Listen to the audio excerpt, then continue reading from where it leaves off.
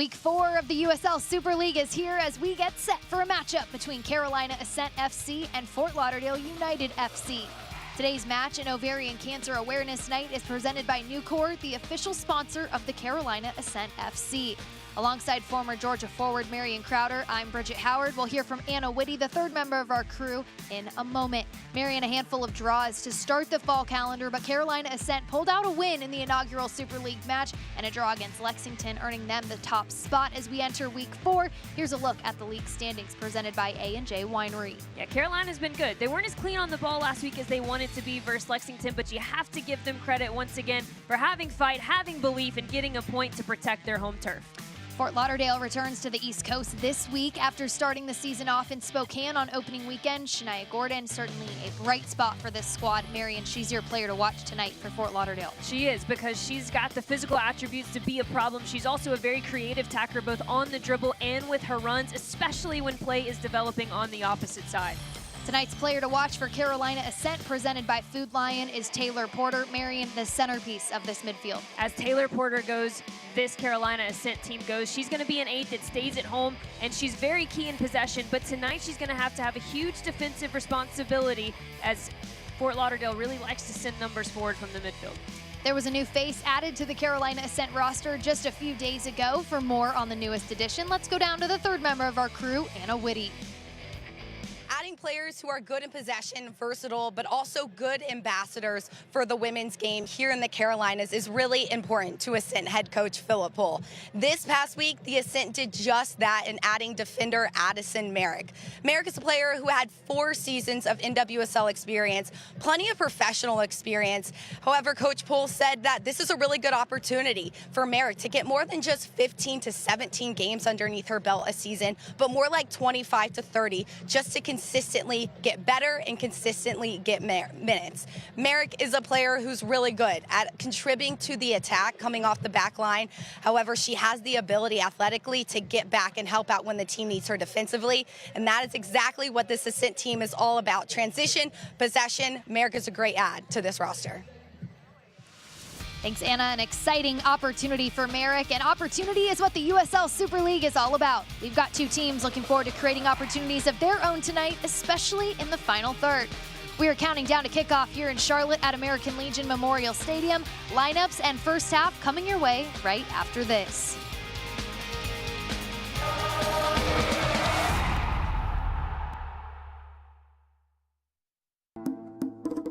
New flavors.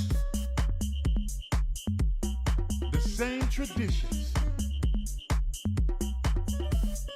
Be the guest of honor. Add more flavor to your parties.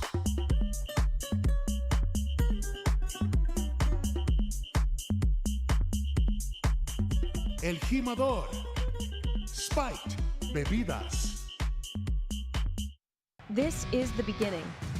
This is a first practice, a first video session, a first pregame talk. This is a first ticket, a first scarf raise, a first kickoff. This is a tapestry of clubs and players and communities inspired by those who blazed the trail for women's sports, ready to inspire the next generation. We are the USL Super League. We're part of a movement, and this is our moment.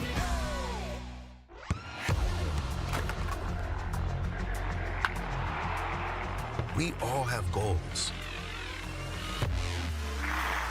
But let's be honest. Most of us aren't going to be professional athletes. But if your goal is to finish your degree, we can help. Come to a university that puts your goals first. Bellevue University, your partner in finishing goals. How do you make a sustainable impact? You do it at industrial scale. You use clean energy to make circular, low-emission steel. You help automakers and energy producers reduce carbon impact.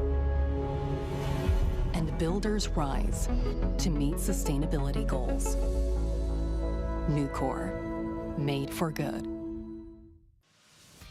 Today's match in Ovarian Cancer Awareness Night is presented by Nucor. Nucor Corporation is the safest, highest quality, lowest cost, most productive, and most profitable steel and steel products company in the world.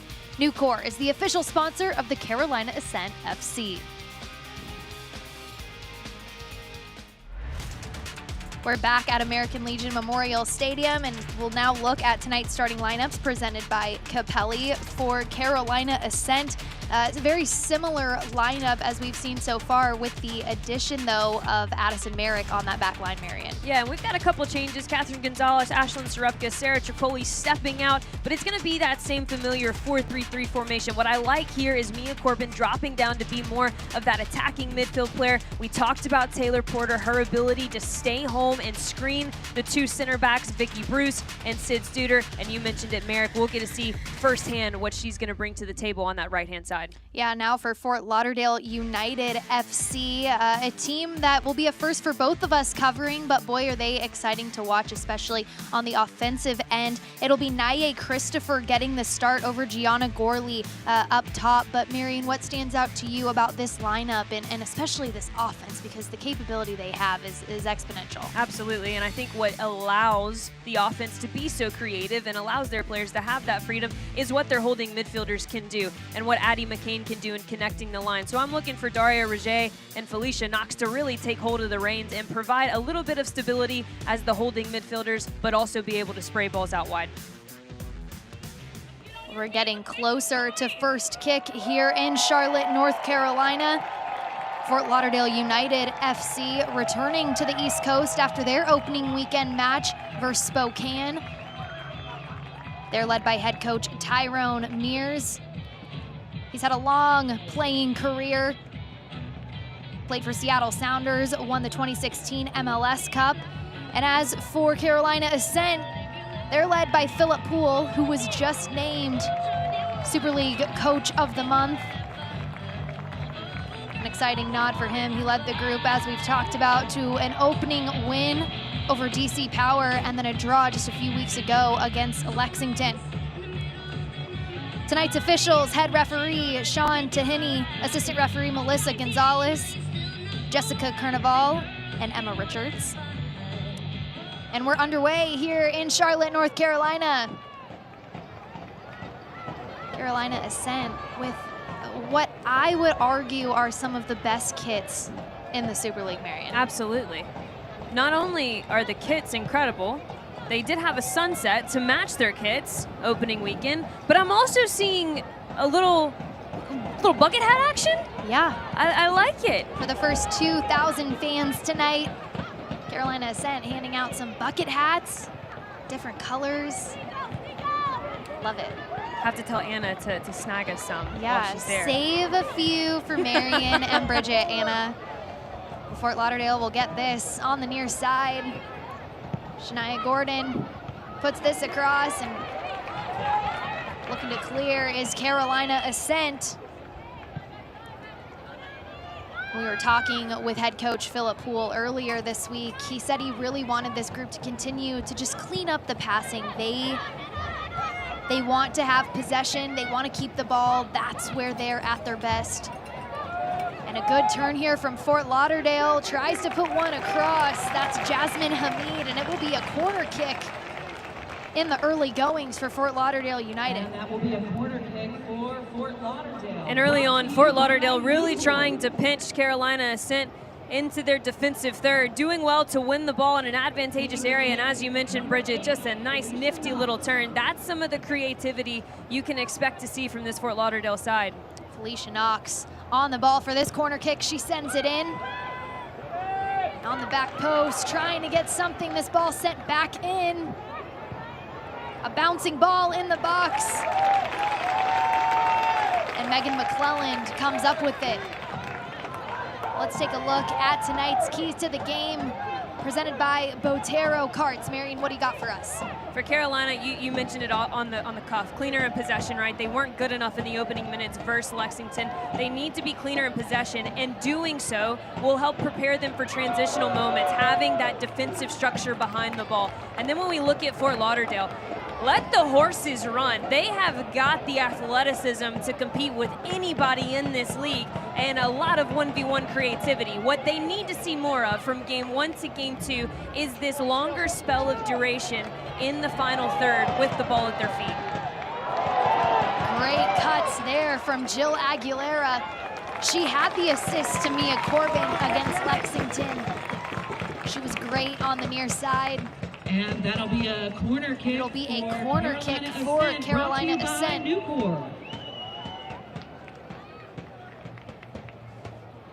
Taking the kick, number 10, Riley Baisden. Riley Baisden will be on the ball for this corner. Both teams getting into the opposing third early in this one. Hoping to find early success on some set pieces.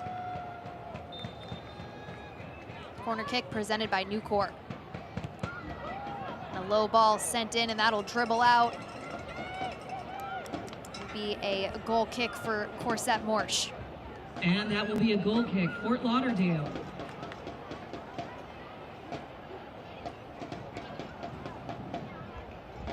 Fort Lauderdale going to work it out of the back, but early pressure from Carolina Ascent.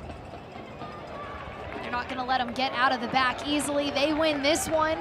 The ball will be sent in across the box and headed out. Back in. And a shot attempt by Jill Aguilera. Felicia Knox on the ball now for Fort Lauderdale United. And Audrey Harding trying to step in there to win that ball. It's funny, Marion, Carolina Ascent looks very similar to the way Lexington came out in their match that they had just a few weeks ago. Lexington was putting the press on so early, winning the ball high up the field. Carolina now doing that same exact thing here against Fort Lauderdale. And that was a wake-up call, right? Someone coming into their home environment and being able to dictate the tempo and dictate the pace. That is not at all how you want to open a match, especially when you're at home. I love this start from Carolina. I love the willingness to be brave in the press and have a bit more bite to you, because at the end of the day, when we look at how teams make it deep into the postseason, into the playoffs, it's really this pyramid that I like to think about. The base level of that pyramid is getting all 3 points at home as often as you can. So I love to see them coming out here and dictating the tempo early on. Quick passing here on the near side. Felicia Knox, the former Alabama star.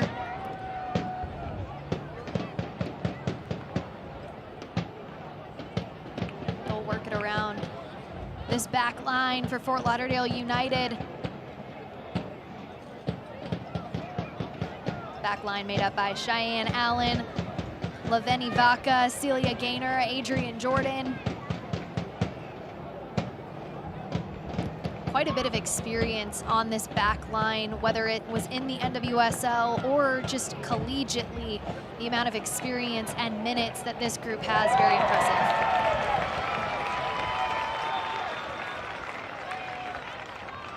Tonight's injury report is presented by Novant Health. A couple players out for Carolina, Beard and Creel. And then as for Fort Lauderdale, quite a few more. Fung, Gomes, Hermansdottir, and Lindahl all out of this match tonight.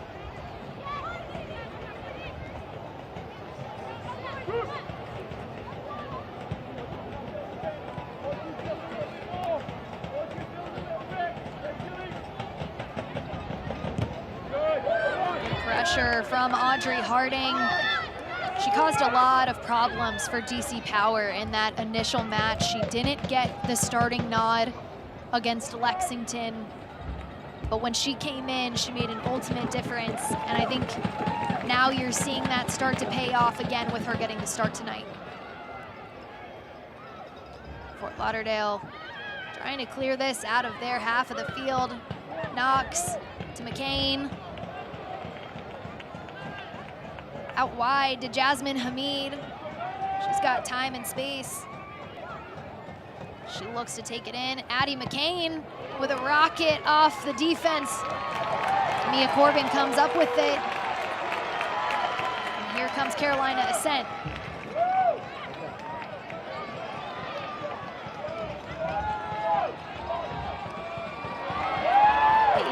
sends it in. Back out wide, this ball put in. Jill Aguilera just missed that one, cleared by Fort Lauderdale United. Vicky Bruce comes up with the ball. Taylor Porter again in that midfield. Marion, to have a player, we've spoken about her in the Open as our player to watch, but just to have someone like Taylor Porter, when she's on, as you said. Is that good or is that bad for a team when you have a player that can dictate so much?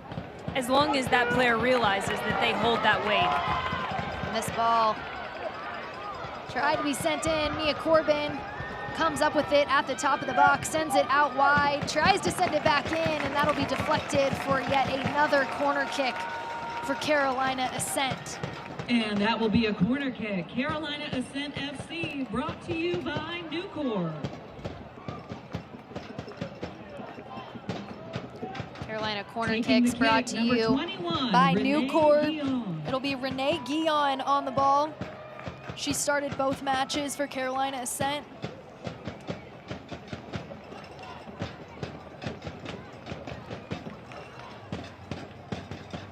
And a short corner. I'll try and work it around. This ball sent in. Cosette Morsch comes up with it, the keeper for Fort Lauderdale United.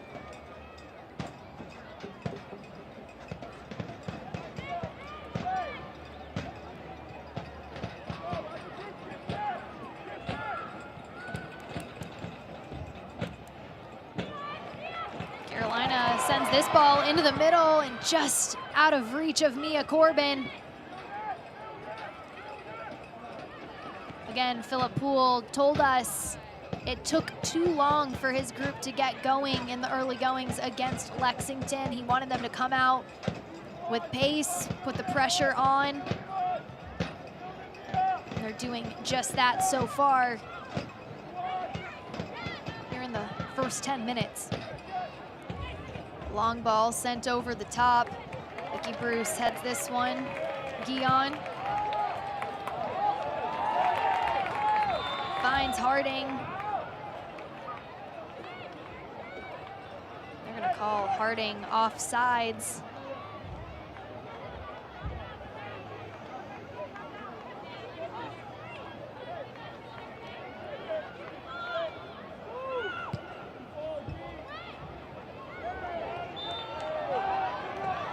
We're getting a look at Tyrone Mears, the head coach for Fort Lauderdale United. A lot of experience playing overseas, Marion, and as we mentioned early on, won a 2016 MLS Cup with Seattle Sounders. It'll be a free kick here. Felicia Knox will be on the ball for Fort Lauderdale United.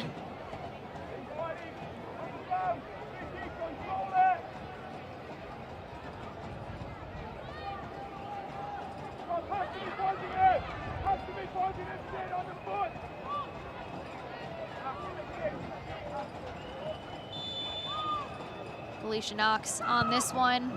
Ball in. Marion, the set pieces they've had so far haven't been as efficient as you'd maybe like to see from Fort Lauderdale. I don't think that that was the right decision. Again, very familiar with Felicia Knox and her ability to strike a ball from distance. I actually thought it was going to be one of two things. Felicia Knox takes that one, puts it on frame, and tests the goalkeeper early on. Or, as we saw, Shania Gordon out wide right of the 18-yard box, 1v1. That's a matchup I'll take all day. And we've talked about it, especially for teams that are coming into such a tough environment to play in.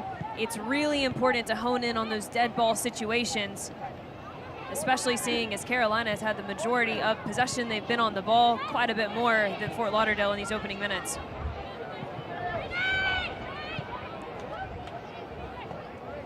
Carolina trying to find a way to get past midfield, and there they'll switch the field to the far side, and a quick pass up the sideline. This will be cleared by Fort Lauderdale. And that's just far too easy to get out. the other way. If you're gonna push numbers up and you're gonna try to force them to play in this mid to high block, then you've got to cut off the passing angles to switch the point of the field. And they don't do that. You find yourself now in 1v1 situations. Baca has to make a last-minute intervention, and now you're deeper into your defensive third, just giving up a corner kick. That's a Nucor corner kick for Carolina. Another corner Ascent. kick presented by Nucor. Cheyenne Allen for Fort Taking Lauderdale the kick, United has number been 21, quite Renee active so Guillaume. far here in this one. And once again, it'll be Renee Guillaume on the ball for Carolina Ascent.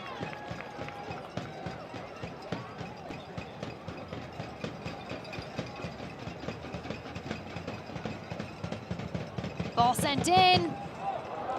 This is bouncing around. Cosette Morsch comes up to it. Let's go down to the third member of our crew, Anna Whitty. Fort Lauderdale, whenever they have the ball in their own defensive half, Coach Poole is yelling at his team to apply that high press. Even Bruce stepping to the ball to prevent this. Fort Lauderdale has a lot of speed, especially in transition. That they do, Anna. Thanks so much. And that's what stood out watching back their match against Spokane in opening weekend. Fort Lauderdale has so much speed and athleticism up top. And that kick will be taken by number 18. And to Philip Poole's point, I actually think that eliminating those 1v1 transitional moments starts with what they've been doing while they have the ball. They've been very good, organized while they're in possession. Ball sent in, and Addie McCain hits the ground.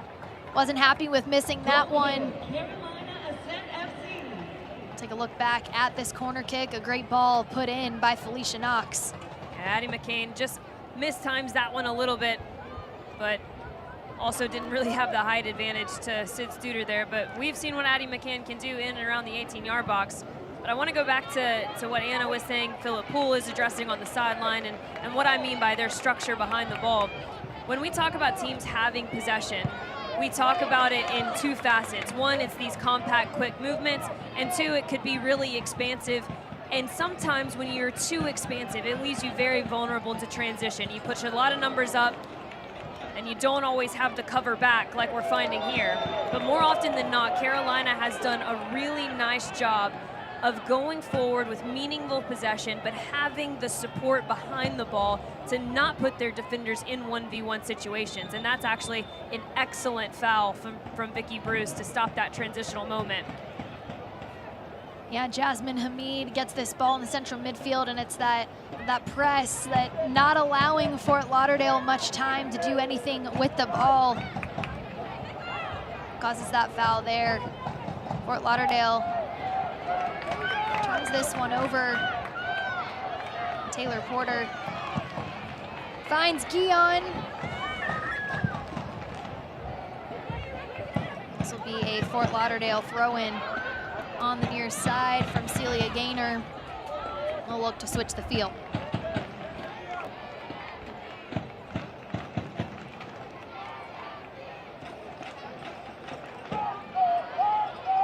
Mia Corbin comes up with this one.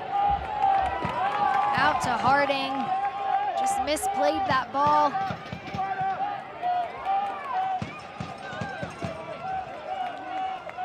Harding on the touchline, trying to create some space, find a teammate. She gets Guillaume. Porter sends this one to the far side. Looking to take on the defense, and again, testing Morsch. Marion, in these early goings, we have seen Morsch bobble balls. How important is it for Ascent to have runners on? Absolutely. That near post run is very difficult for goalkeepers, because not only are you providing traffic with your run, you're also bringing a defender into their path as well. So Bridget, to your point, continuing making those near post runs especially might pose very fruitful in these opening minutes. Looking to be a part of history in the Carolinas this inaugural season, but missed your chance at season tickets? Check out Carolina Ascent online for tickets. Fort Lauderdale gets this ball, a great ball sent back across. Addie McCain there again. And this time hits off Carolina Ascent defender, and it will be another corner kick for Fort Lauderdale United.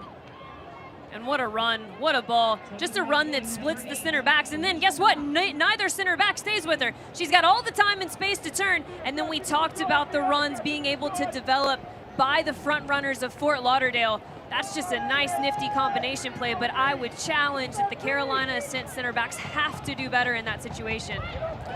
Ball sent in. McCain again going up for that header, but Fort Lauderdale will come up with this one and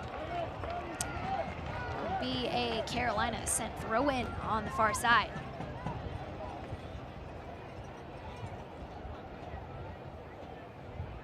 Shania Gordon we're getting a look at here. She started in the last match, spent time with Racing Louisville, played professionally in France and Russia, to school, West Virginia. Carolina passing has looked much better than we saw against Lexington 2 weeks ago. Renee Guillon on this near side.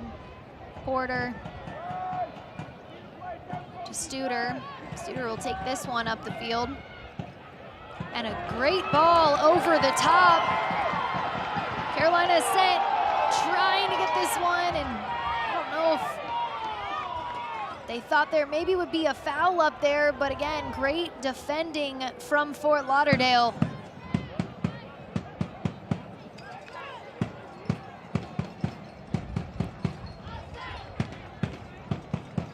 And we'll remember that Allen is the player that gave up the PK last match for Fort Lauderdale, and early on we've seen some very targeted runs on Carolina Ascent's right-hand side. Perhaps a mismatch there, a player that they really want to trap into a potential precarious situation. We almost saw a foul at the top of the 18-yard box. Good no call by the referee, but definitely a matchup to keep your eye on. Fort Lauderdale trying to build out of the back here. A step from Addie Merrick sends this one out. Celebrate Hispanic Heritage Night with Carolina Ascent Friday, September 27th. Our Trailblazers are back at home and will take the pitch against Tampa Bay Sun FC. Lock in your seats and get your own Carolina Ascent branded vuvuzela. Visit carolinaascent.com/tickets to get your tickets today.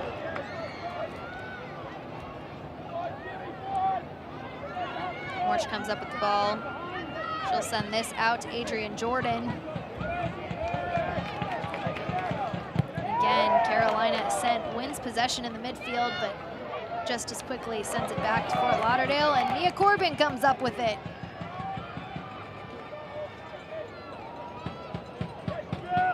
Sends this ball to the far side. Ball put back across, and it'll go straight out of bounds. And that'll be a goal kick, Fort Lauderdale United.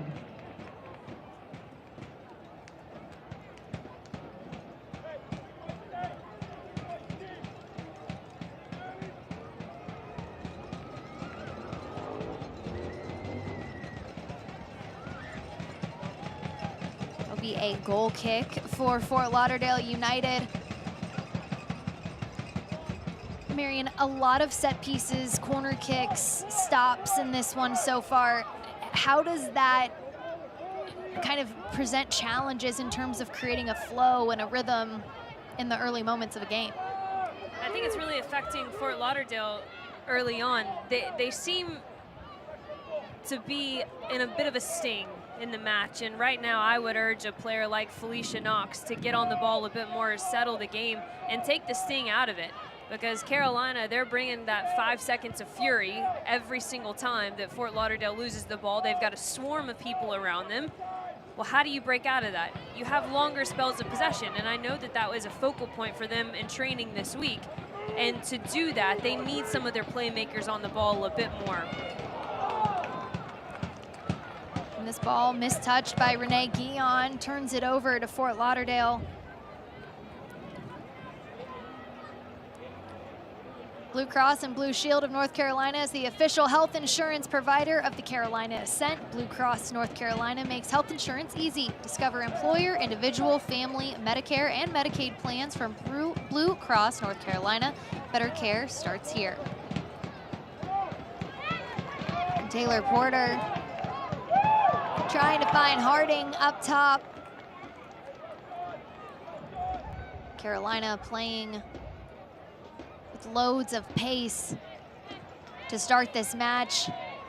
Not allowing many touches on the ball, finding teammates in space. Causing fits for this Fort Lauderdale United team.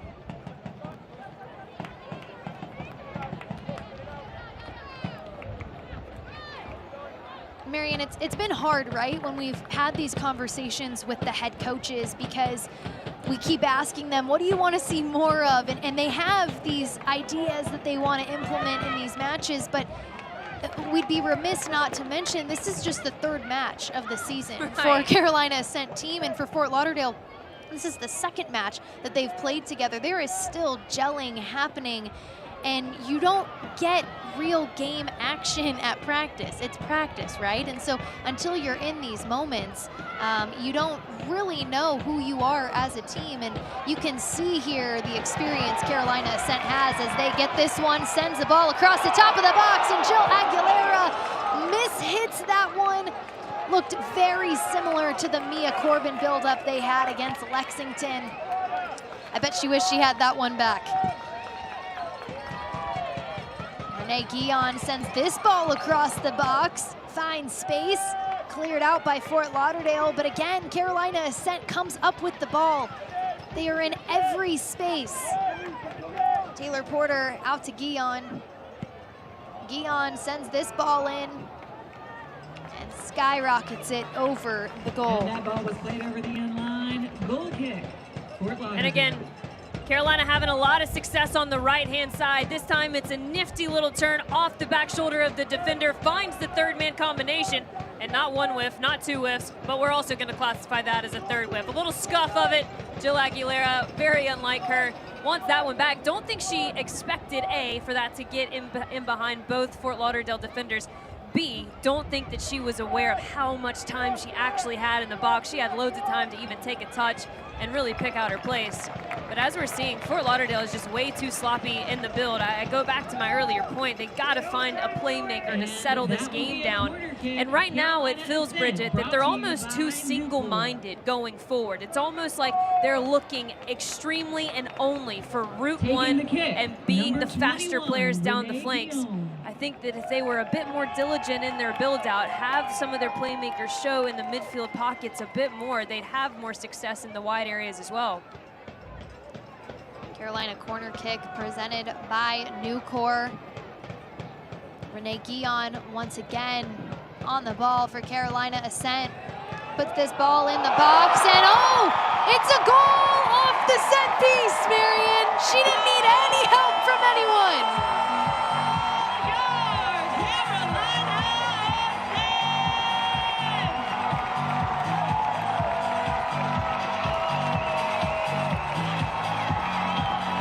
Guillon with her first goal of the season off the corner kick.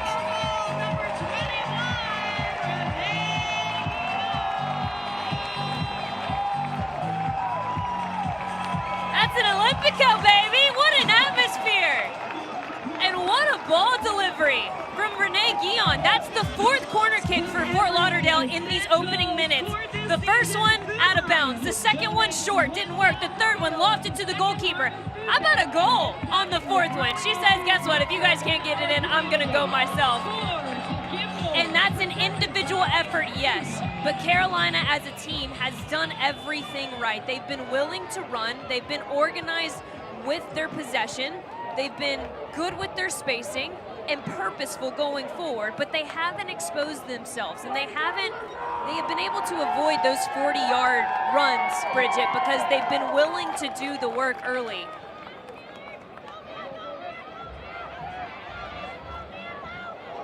Felicia. 'Alicia Knox gets bumped down in the central midfield. Renee Guillon, 1-0 That Carolina Ascent goal is presented by Food Lion. Score to give me more.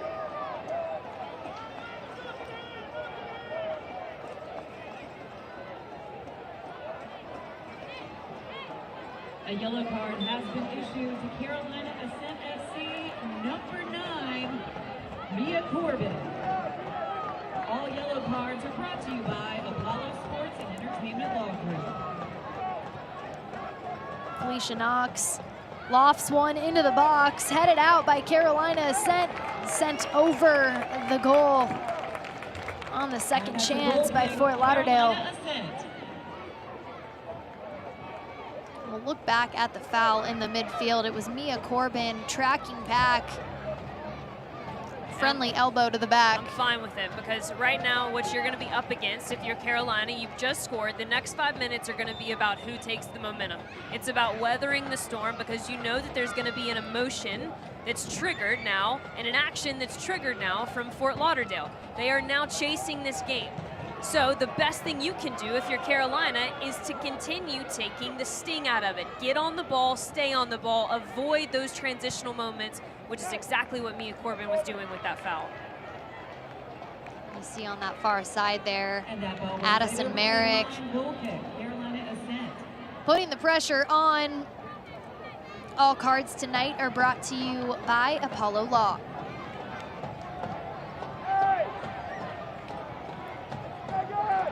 Vicky Bruce.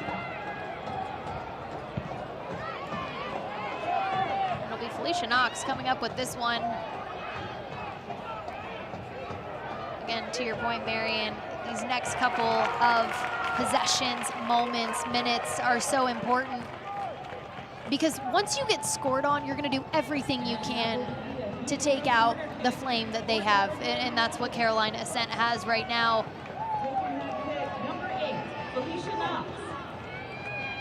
Felicia Knox will take this corner kick on the near side. She sends it in. Great ball in. Headed out by Carolina, and they'll clear this ball quickly.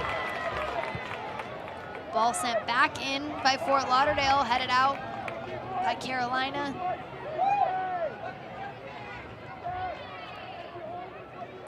And they'll recycle this and work it around the back line.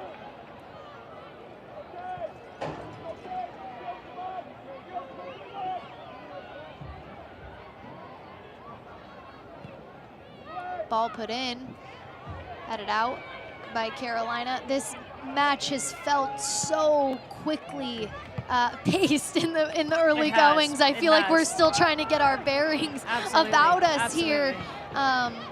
You know, both teams wanted to come out on the front foot. Carolina winning in that regard and winning up 1-0 as it stands right now off the goal from Renee Guillon, but it just has felt very back and forth, quick, high pace here so far. Fort Lauderdale finds Jasmine Hamid. Vicky Bruce stays down on the pitch after that tackle. The initial challenge looked pretty tough as we take a look back. So that's the ball that Carolina Ascent wants to avoid. They find a nice little area over the top, but Vicky Bruce does what Bruce does best, and she takes immaculate angles, ends up cutting that off, and that is a tough challenge and one that you really hate to see her come up a little late on.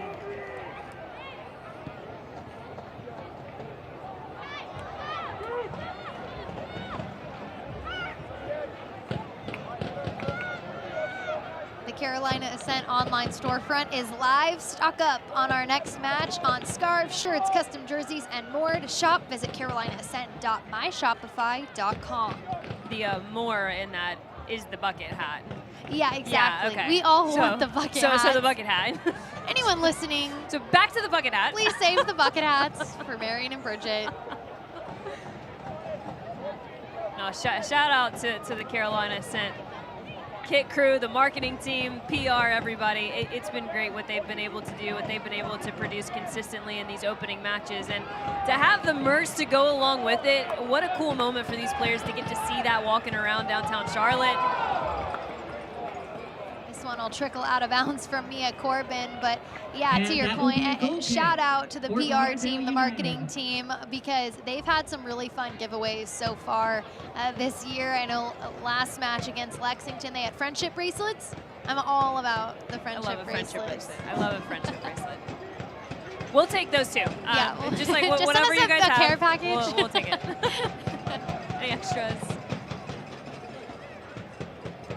Again, this pressure from Carolina Ascent forcing Fort Lauderdale to be so perfect with every touch, every pass.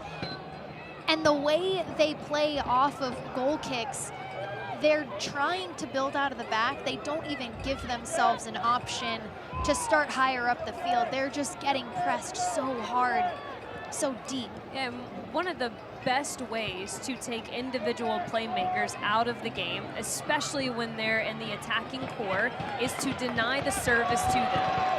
Basden sends it back across, and the pressure is really outstanding from Carolina Ascent right now. And that's how they're denying the pressure, is because, they're denying the service into the playmakers of Gordon, into the playmakers of Naye, into the playmakers of Hamid.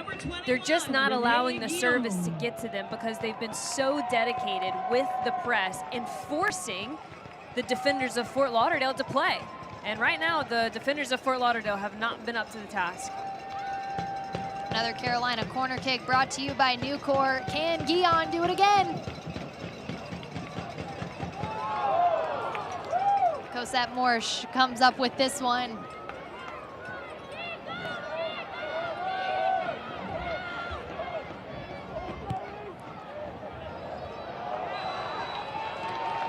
It'll be offsides for Fort Lauderdale. It was Shania Gordon trying to find Jasmine Hamid running onto it.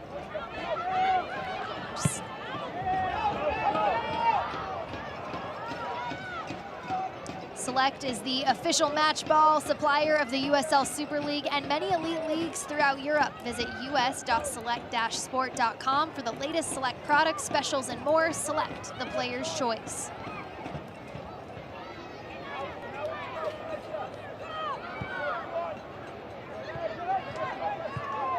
Jordan on the near side finds Shania Gordon.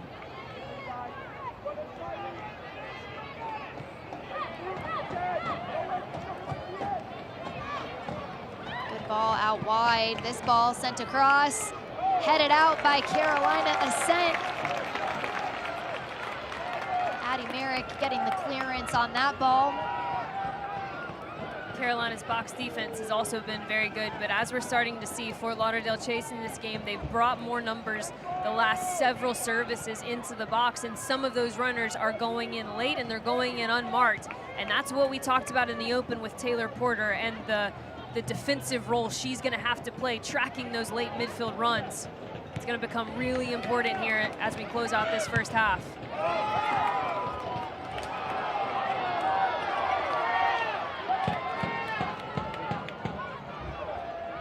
Lauderdale trying to find some consistent possession. They send it back to Morsch for a reset.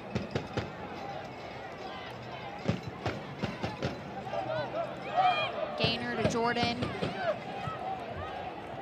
Jordan up to Gordon.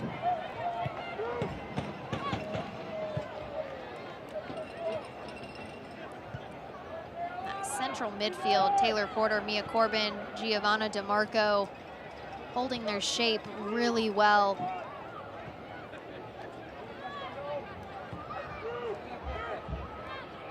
Fort Lauderdale searching for answers, trying to find the channels.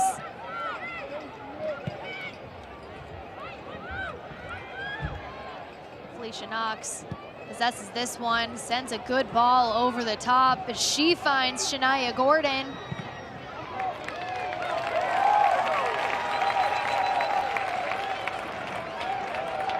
Let's go to the third member of our crew, Anna Whitty. Building off the tie against Lexington, Poole said he felt the biggest thing that they could improve on was being less sloppy in possession and in the attacking transition. Despite their 84% passing accuracy, Poole said he has an expectation with rose-colored glasses to be a lot farther along with their structure. However, you see it continuing to develop. Their passes are much more accurate, and so is their movement. Felicia Knox with another corner for Fort Lauderdale. This ball in and just narrowly misses the heads of a couple of Fort Lauderdale players. Cleared out by Carolina.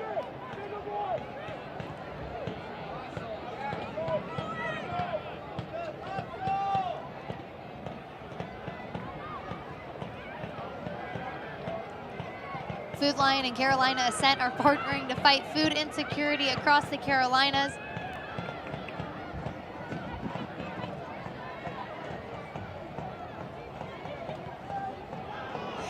Fort Lauderdale gets this ball and sends it over the crossbar.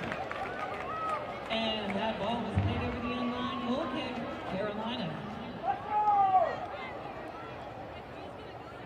All goals made throughout the inaugural season and provide meals to benefit Second Harvest Food Bank of Metrolina through its hunger relief platform. Through the initiative known as Score to Give Me More, Food Lion Feeds will help provide 1,000 meals for every goal the team makes in home and away games. Food Lion is the official grocery partner of the Carolina Ascent Football Club.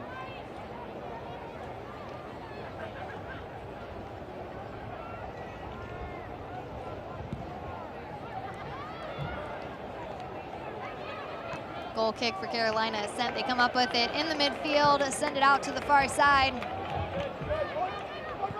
Mia Corbin with time and space, sends it to Baisden.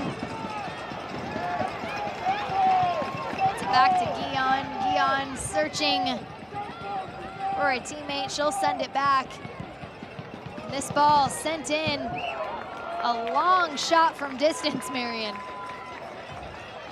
And that will be a goal kick, Fort Lauderdale United. And that's one of the first times that we've seen DeMarco on the ball in an attacking manner, but she really has been excellent in this first half, as Bridget, you alluded to. Just the midfield structure right now of Corbin, Porter, and DeMarco. They've been very, very disciplined, and they're doing things like that, winning the first ball and really putting Fort Lauderdale continuously on the back foot. And that will be another new corner kick. Surprising stat up there, Marion. Possession 50-50 right now. However, it has felt much more like Carolina taking that kick, has really been in charge of this first half.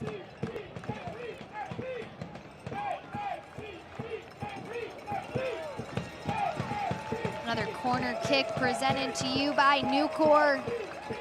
A new face on the corner kick for Carolina Ascent, Riley Baisden. Ball sent in, and Morsh comes up with it. A number of players running on that backside. And they'll clear it quickly. McCain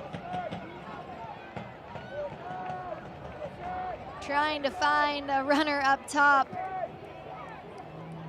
but sent back to Megan McClelland.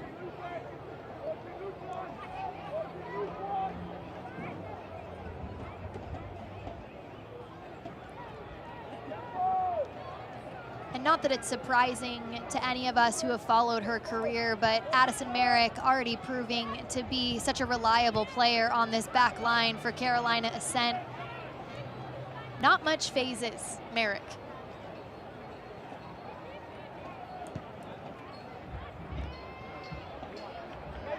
Harding comes up with this ball in the midfield. Finds Renee Guion. Guion trying to work it around the defender.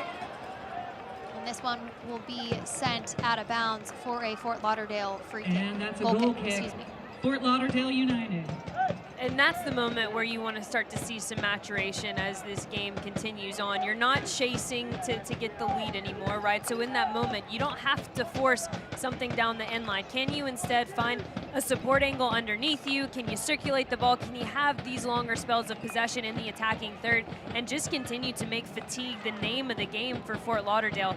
Because I guarantee you, it's not the coolest out there tonight. I think when I last checked, it was about 60% humidity out there at American Legion Memorial Stadium. Not that Fort Lauderdale is not accustomed to that. No, they are very accustomed to it. As we get closer to halftime here, Carolina scored early in this one on a corner kick from Renee Guillon. Bridget Howard, Marion Crowder, Anna Whitty on the sidelines with you tonight. Taylor Porter finds Jill Aguilera on the far side, and this one will be sent out of bounds. Carolina trying to find those pockets. They've got the players out wide, and Riley Baisden, Jill Aguilera. We've seen Audrey Harding get it up top as well. They've got the space. It's just a matter of those final balls into the box.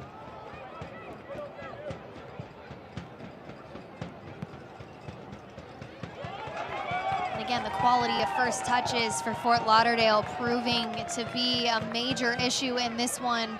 That's allowed for such high pressure. Carolina Ascent, and a great touch at the top of the box for Baisden. Merrick puts this ball into the box. And Harding just misses the header there.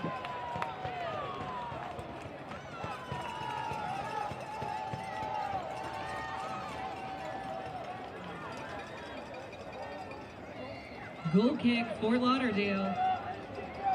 It'll be a goal kick for Fort Lauderdale United.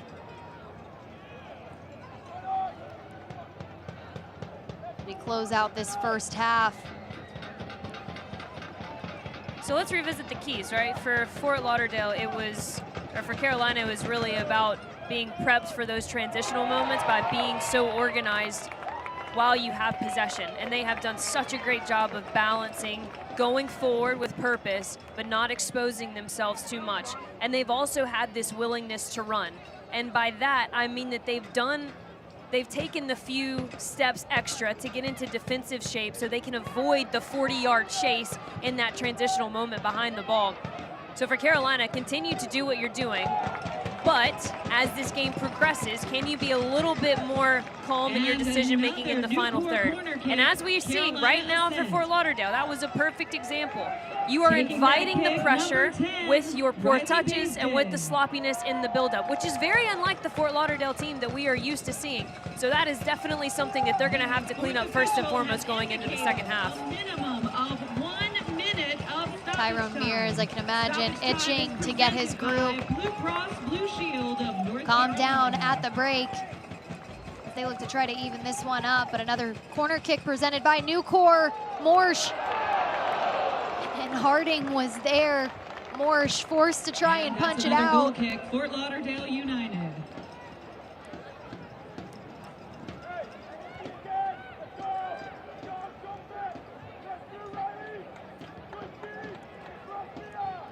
First half stoppage is brought to you by Blue Cross Blue Shield of North Carolina. Carolina will send this one all the way back to Megan McClelland. Have to imagine Philip Poole is really going to like the way his group came out in this first half. And that'll close out the first half here at American Legion Memorial Stadium. Renee Guillon with the goal off of the corner kick. She needed no help. Her first goal of the season, proving to be the difference maker in this match right now.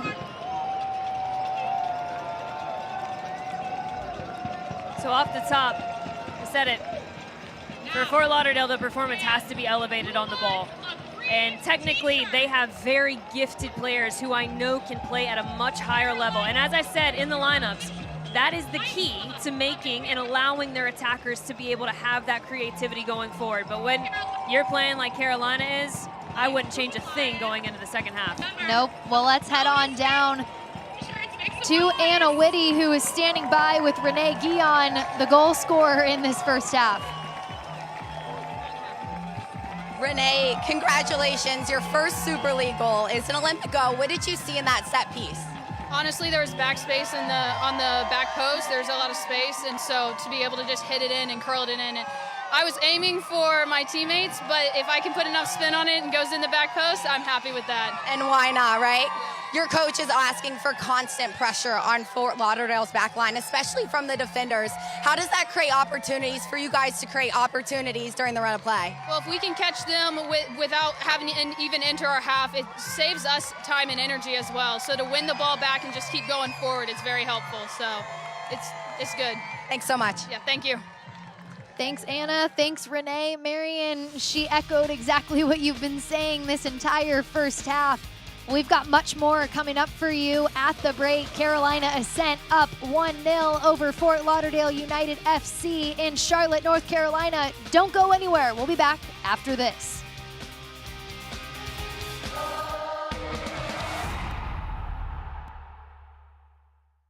Is the beginning. This is a first practice, a first video session, a first pregame talk. This is a first ticket, a first scarf raise, a first kickoff. This is a tapestry of clubs and players and communities inspired by those who blazed the trail for women's sports, ready to inspire the next generation. We are the USL Super League. We're part of a movement, and this is our moment.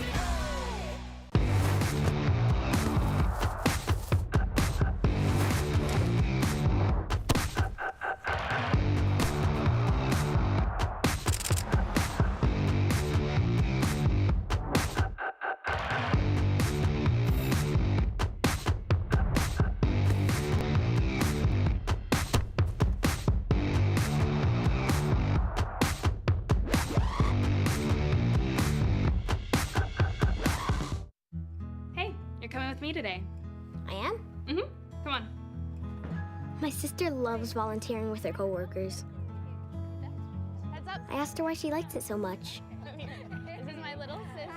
She said there's something special about helping out with Food Lion. Yes, of course. Have a great day. You get to make people smile. Here to fill tables and hearts with hope. Food Lion feeds, here for every moment. When it comes to delivering high quality, affordable health care, relationships matter. And after 90 years, Blue Cross North Carolina is proud of the relationships we've built with you. We're 5,000 neighbors, friends, and family committed to improving the health and well-being of everyone across this state. We're here for you, all of you. What does a better tomorrow look like? More people enjoy safer, more comfortable indoor spaces, clean water, clean air, healthy food, and a healthier planet. That's what Train Technologies believes tomorrow should look like. So we put people and the planet first. Today, we take bold action. So tomorrow, there's a better world. For everyone. How do you make a sustainable impact?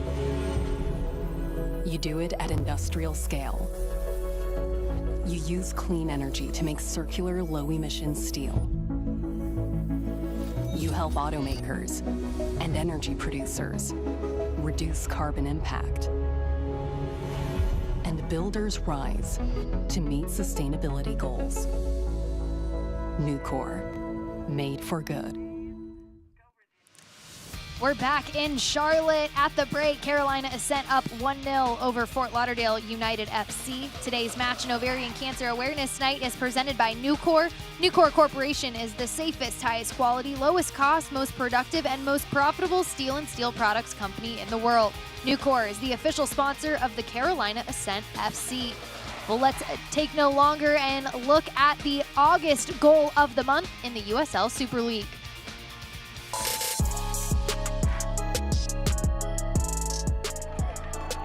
Aguilera with the ball, taking on Lexington 1v1. She puts this ball across the top of the box. And there you have it! Mia Corbin with the equalizer! What a good strike there from Mia Corbin. Absolutely brilliant. She had time on her side as well. It's a beautiful move down that left-hand side by Carolina Ascent. We were just saying as we heard the crowd getting behind the team, it's time to get excited. It's time to make things happen. Well, didn't Mia Corbin do exactly that?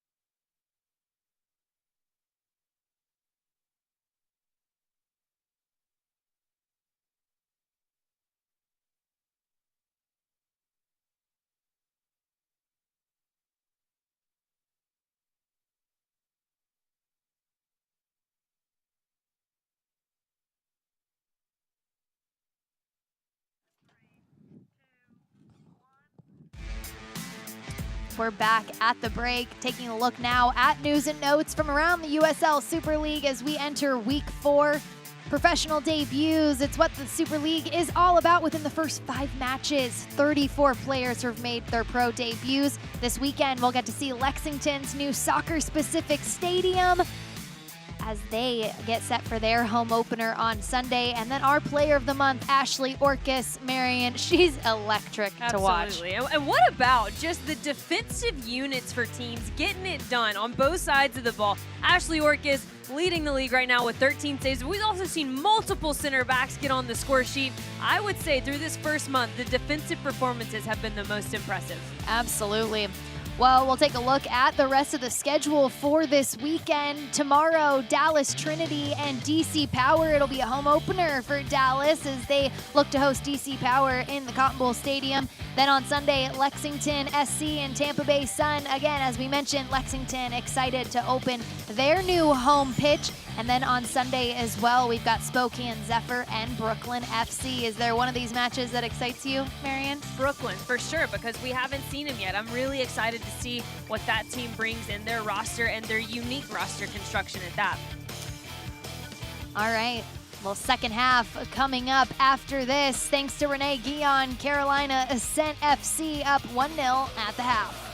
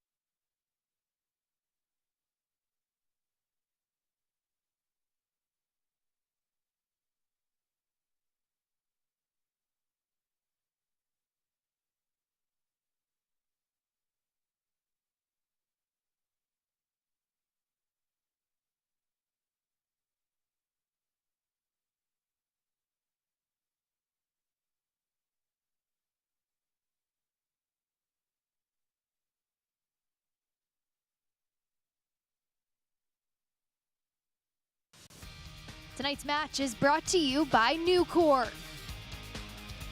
Capelli, Novant Health,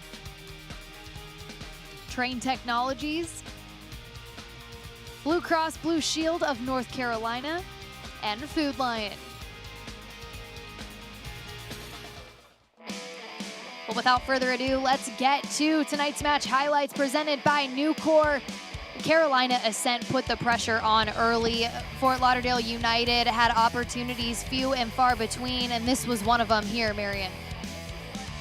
Exactly, Bridget, and this is what they want to see more of in the second half. They want to be able to play combination play through their playmakers, Christopher and Gordon, and find Addie McCain on that late and delayed run. Expect to see them come out hard and with energy. But guess what? Another defender getting on the score sheet. Stop me if you've heard it before. That's Renee Guillon, who gets the Olympico. Carolina Ascent creating several corner kick opportunities. It's the fourth one that ends up giving them the 1-0 lead. It was an exciting first half for Carolina Ascent. You can see Taylor Porter there getting her group going to finish out this second 45. Marion, you said it repeatedly in the first half in the open. You talked about how this group goes with Taylor Porter. To see her rising to this level, this leadership level on this team means what for these younger players that are getting their pro starts, getting their pro debuts, and getting to learn from a player like Porter? It's a lead by example kind of captain, right? And you asked me earlier in this broadcast, is it a good thing or a bad thing to have a player who, as she goes, we go? And I said, as long as she understands the burden and the weight of that, it's a great thing. And Taylor Porter showing right there that she understands her role within this team. She's stepping up. She's not shying away from it. And they are 45 minutes away from a very solid win at home. We talked with associate head coach Allie Rogers for Fort Lauderdale United FC just yesterday, and heading into this match tonight, they were really excited about having an athletic group looking to capitalize on that against Carolina. They thought there would be opportunities to get in behind. In the short spells that we have seen them look good offensively, those spaces behind have been there for the taking. Now in this second half, it's all about being better with the ball, being able to find those passes to their target forwards and get in behind. But they've been really challenged by that press from Carolina. So we'll see what changes here in the second half and what Tyrone Mears told the group at the break.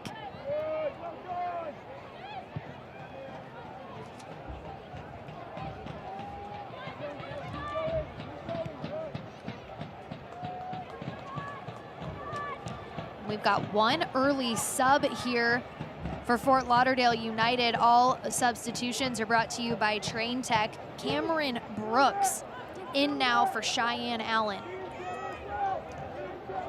Cheyenne Allen, one of those players, we talked about it in that Spokane match. She was the player that forced the penalty that led to the penalty kick. So she's been tested here in this first half, and now it'll be Cameron Brooks from Round Rock, Texas, getting action in this match. Carolina really is showing and exposing some weak points right now for Fort Lauderdale. Number one being their goalkeeper's ability to build in possession and be an asset with her feet. And if I'm Carolina, I'm continuing to force the Fort Lauderdale defenders to play and prove that they can do so. And until that moment, I don't think that we're going to see this Carolina team fall off the press whatsoever. Because here's the thing, Bridget, right? 1-0 sounds great, and they have been the more dominant team, no doubt about it. But with the athletic ability that this group has, with the creative movement that they have in their front three, this game can change at a moment's notice, regardless of if Fort Lauderdale has had the majority of the ball or not. And I think what makes these matches early on in this, brand new USL Super League season is the fact that we have not even scratched the surface of what we'll be seeing with these teams. And I know you brought it up on one of the calls we had this week, but what's so exciting is the fact that the spring calendar season will look so much different than this fall season we're seeing right now. But a quick move around the defender was Jasmine Hamid trying to create space and a shot off.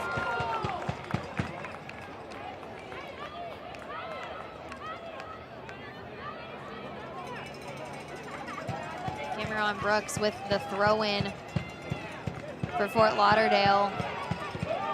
Taylor Porter comes up with this one, sends it up to Harding.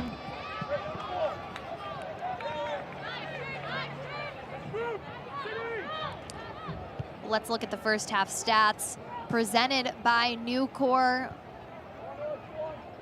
Possession pretty much even throughout that first half, although it didn't feel like it at times. Shots on target, only one for Carolina.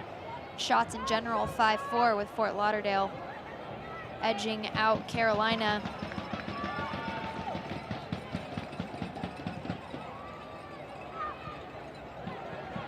Marion, in your eyes, what is the most important stat? I have a problem with stats from time to time. I actually think the shot to shot on goal ratio is quite important because it actually shows you how meaningful you've been in the final third. Good ball sent in. Harding tries to turn around and takes the brunt of that deflection from Celia Gaynor. Not a sight you want to see if you are Phillip Poole. Audrey Harding taking the brunt of that deflection.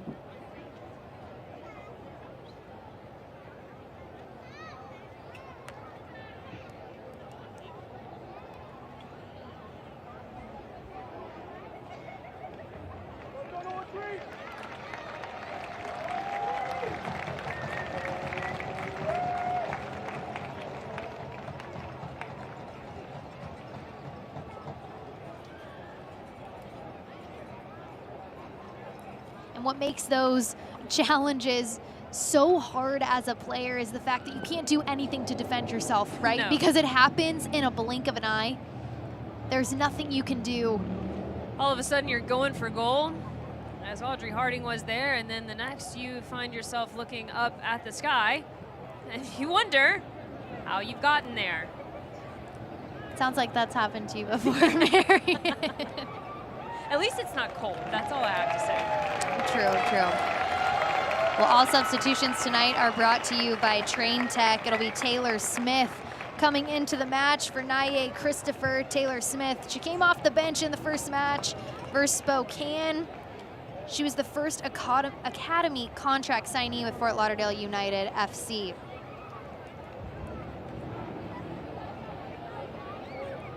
All right, well, it looks like Harding is back up on her feet, working with the trainer, making sure she can stay in this match.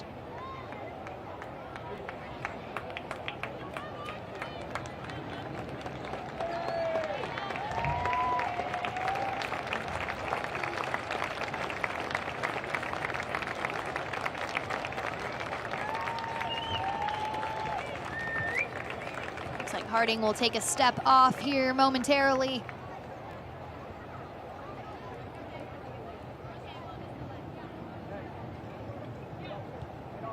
Fort Lauderdale will look to build out of the back. Not nearly the pressure, Marion, we saw from Carolina in the first half.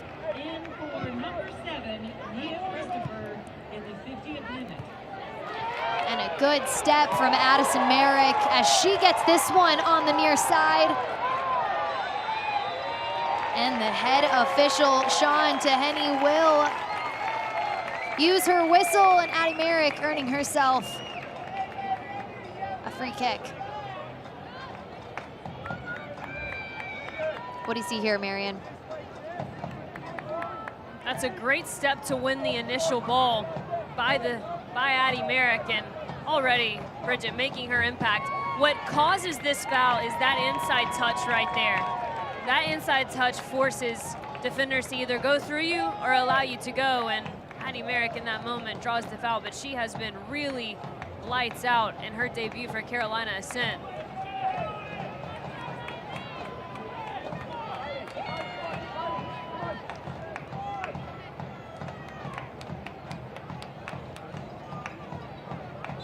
It'll be Renee Guillon on this free kick. A little bit of deception happening for Carolina Ascent, headed out by Felicia Knox. Ball sent right back in. Harding and Morsch battling for it. Morsch gets the better half of that battle. She finds Knox. Again, it's pretty clear what they're trying to do. They want to find those spaces out wide, test the back line for Carolina, but it's those final passes that just have not been working for them so far in this match. But here, Addie McCain puts a great one through to split the defenders, and it'll be a corner kick for Fort Lauderdale. Well, bucket hats, fireworks, stadium blankets, and more. The Carolina Ascent has you covered with giveaways all season long. Guarantee your favorite giveaways and choose 3 matches and 3 games on your schedule your way. For more information about our 3-game mini plans, visit carolinaascent.com/tickets.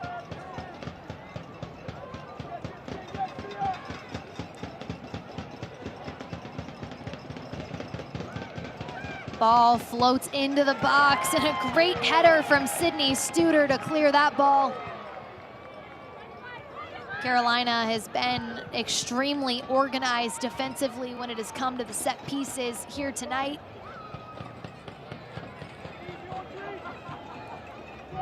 Harding just misses that ball up top.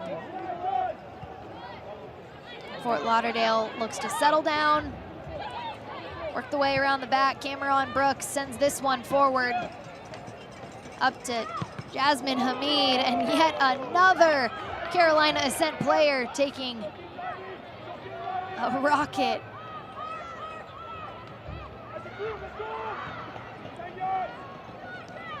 Laveni Vaca, we haven't said her name much in this match.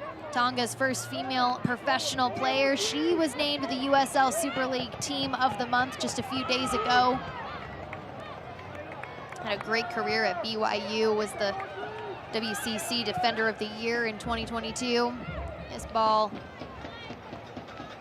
moved forward, but it'll land at the feet of Megan McClelland. I covered Lavini Vaca often at BYU, and a lot of what BYU was able to do started with her. They played a very unique structure that I can see them forming here at Fort Lauderdale, and that's really when the center backs are the drivers in the attack. They start the attack, they're brave and their ability to go forward and break lines themselves, and whether that's starting from the center backs exposing some lines like we're seeing right now, or whether that starts from the holding mids, Lavani Vaca really suits the style of play that Fort Lauderdale is trying to implement early on this season.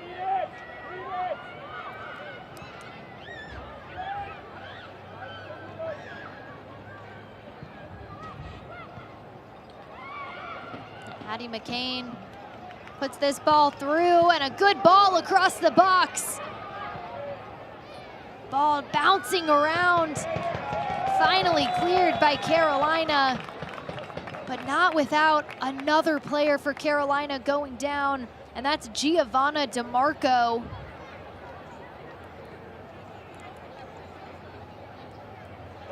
Not quite sure what happened to DeMarco there. Let's take a look.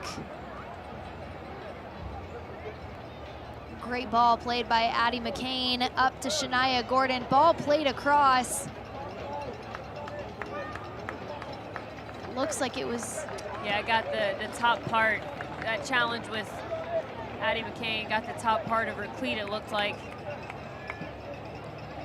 Sometimes it doesn't look like much, right, Marion? But it can hurt the most painful. It's like stubbing your big toe. Yeah.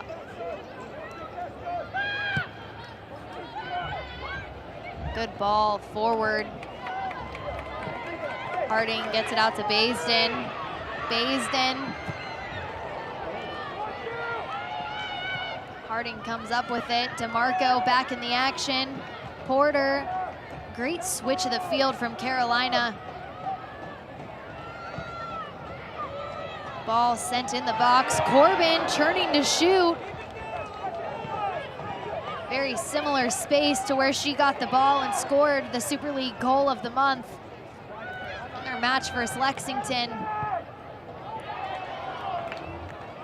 Addie Merrick trying to split the defense, send one through, but no runners home. That was a really good showing of defensive organization from Fort Lauderdale. Now, granted, they have not been great. I don't think anybody would tell you that they've been great in the build-up, but from an organization standpoint, they've really done a lot to mitigate the quality of opportunities Carolina has gotten, and that last spell was a really good example of just that. Carolina able to swing it from right to left. They tried a through ball. All players communicating with each other. We saw a couple of handoffs, a couple of man-offs, and really ultimately a good showing defensively. Just hasn't been good enough on the ball. And again, it's the defense that I would imagine takes the longest to get on the same page when it comes to new teams. And we're gonna see that, right? We're gonna see teams start to figure it out. Back lines get even harder to break through.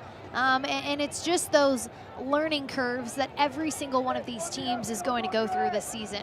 And soccer is, we always stress about, what formation are you playing, or what are your principles? And formations they have a place, yes, right? Principles have a place, but ultimately the game of soccer is a relationship sport.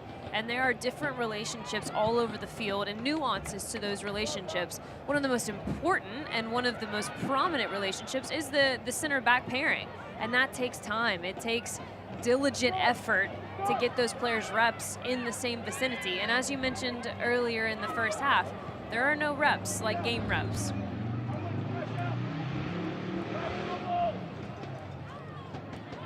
This ball will roll out of bounds for a throw-in. We'll toss it down to Anna Whitty.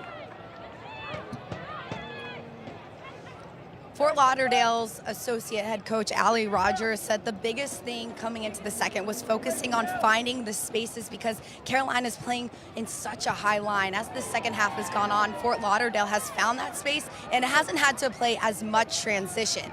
Without the ball, Fort Lauderdale's been really happy with the defensive organization, but they have to keep Carolina out wide and not allow the ball back into the midfield.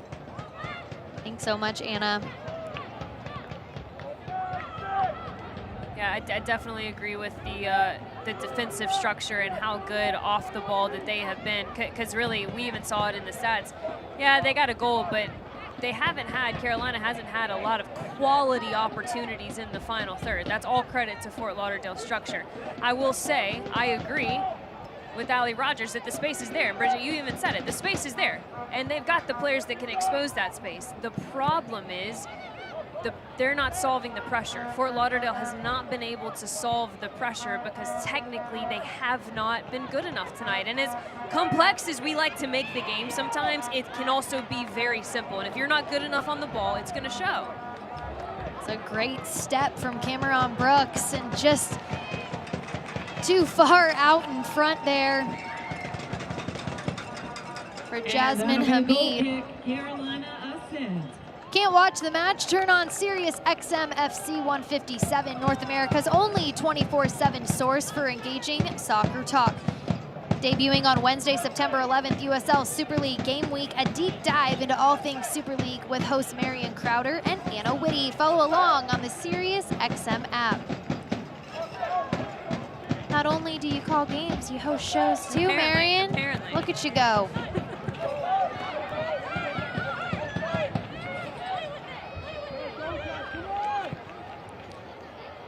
Merrick sends this back.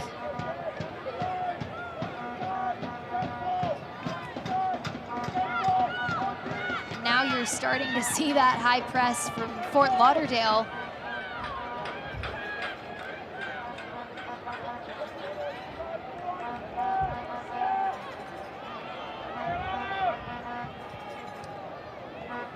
Mia Corbin comes up with this ball in the midfield. Corbin keeps it herself. She keeps going with it. She'll find it out wide to Renee Guillon and trying to find Corbin once again, but Felicia Knox is there to save the day.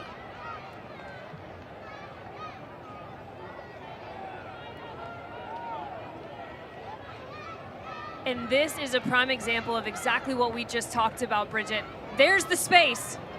And coach's reaction says everything, right? We all see the space there. We all see the idea and the ability of these players to expose that space. But what was lacking even in that moment that was frustrating for their head coach? The technical execution of it. And Taylor Smith tried to come up with that ball.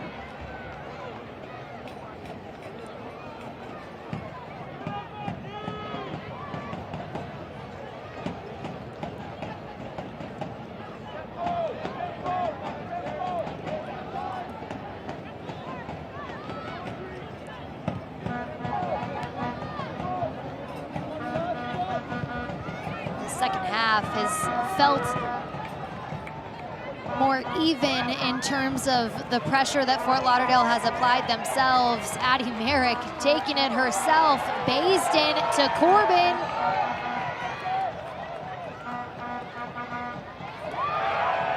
Addie Merrick using her skills.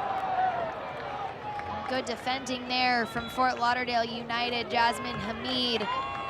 Goal kick. Fort Lauderdale And I just love what Addie Merrick is doing right now on the right-hand side. Because what she's forcing is she's forcing the attacking players, the players that Fort Lauderdale want to run the opposite direction. She's forcing them to do the work defensively. Playing a little bit of a cat and mouse over there on the right-hand side. That replay brought to you by Hopfly Brewing. Well, a player who got a lot of minutes in the opening match for Spokane, Gianna Gorley, getting her first minutes in this one. She comes on for Addie McCain. This ball played through, trying to find Harding. And Lavini Vaca again. Getting it done for Fort Lauderdale United. Well, Novant Health is proud to be the official healthcare provider of the Carolina Ascent FC. With same and next day sick visits, Novant Health provides care when and where you need it. Schedule online at novanthealth.org.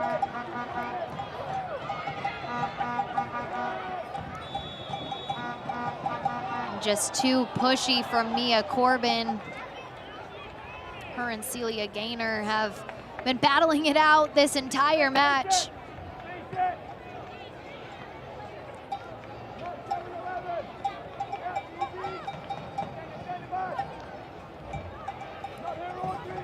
But it was a big storyline coming into this one, the signing of Addison Merrick. She comes from the Utah Royals, but she spent time with KC Current, Racing Louisville, had an incredible career at Kansas. And Marion, I had the pleasure of growing up through the youth system with Addie Merrick for Sporting Blue Valley, and she was always a player who you looked at, and the first word that comes to mind is consistent. Yeah. And I think that's what any team is looking for in a player. It's so important, but especially in the USL Super League, as teams are looking to build their rosters, a player like Addie Merrick is such a good get for Carolina Ascent. It's foundational, ultimately, is what it is. Addie Merrick, a player who can be a foundational piece for Carolina for years to come, and someone that they can look on that spectrum and say, okay, this is the kind of player that we aspire the rest of them to be like. Does this player we're trying to add make sense, right? And they kind of use players like Addie Merrick, like a Vicky Bruce, as kind of that guiding light to, is this a player that's gonna fit our mold? As Anna told us in the open, head coach Philip Poole feels like Addie is that exact player, and she will definitely support what they're trying to do in Carolina. This ball moved into the box and cleared by Studer.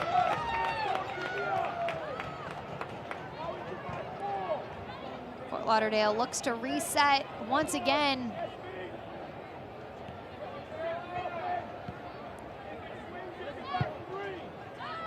Brooks to Vaca, swinging it around.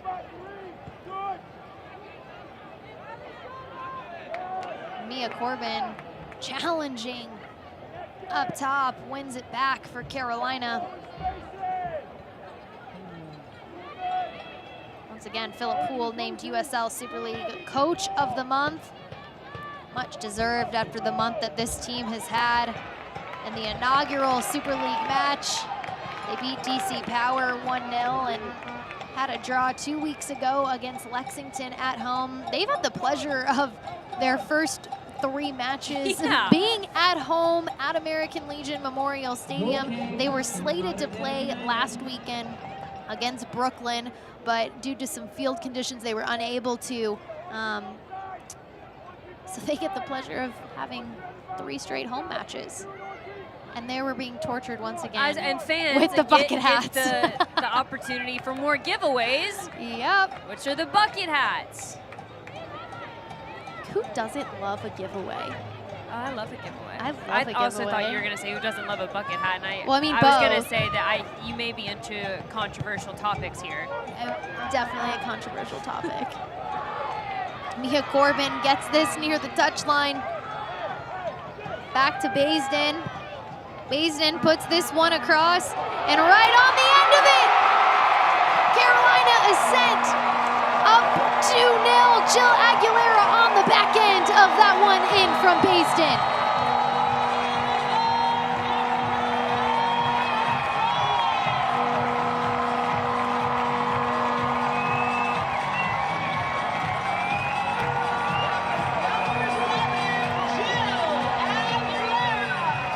Jill Aguilera had the assist to Mia Corbin versus Lexington. Now she gets one of her own, and it starts with Mia Corbin.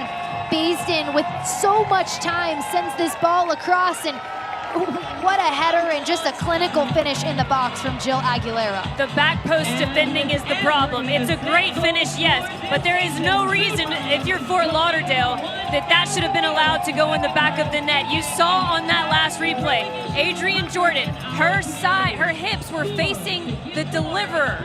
When you are an outside back, you have to be face on. Why? Because you can see the entire field. So yes, you're able to look at the ball, you're able to look at the service, but you're also tracking the backside runner. When your hips are closed and you're just ball watching, for lack of a better phrase, you allow all kinds of trouble to come in and around you, and that backside run is exactly what happened.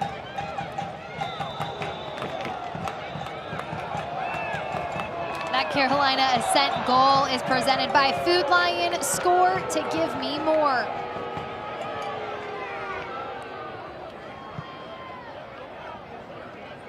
That was Giovanna DeMarco getting the yellow card. All cards tonight are brought to you by Apollo Law. And please hear me that I'm not taking anything away from that Carolina goal, because it indeed was spectacular as DeMarco just comes through the back of Felicia Knox and then denies her ability to play quickly. A card, no doubt. But that Carolina Ascent goal, it was beautiful. Don't get me wrong, every player executed exactly the way they needed to, but it was avoidable from a Fort Lauderdale perspective. You change the orientation of your hips as an outside back in that moment. You see that backside run, you time your header a bit better, and you don't get beat because you and your goalkeeper both going for the same ball. As an outside back, it is your job to be able to have that backside runner. Fort Lauderdale making a run up that far side. Felicia Knox puts this one into the box, headed out by Carolina. It's Taylor Smith, the Academy product, trying to get something to happen. But yet another Carolina Ascent player down.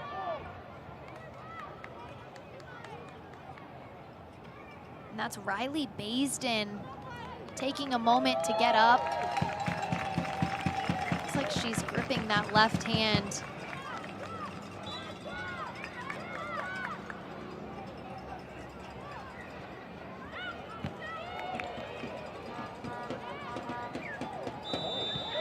Quite a few hard challenges.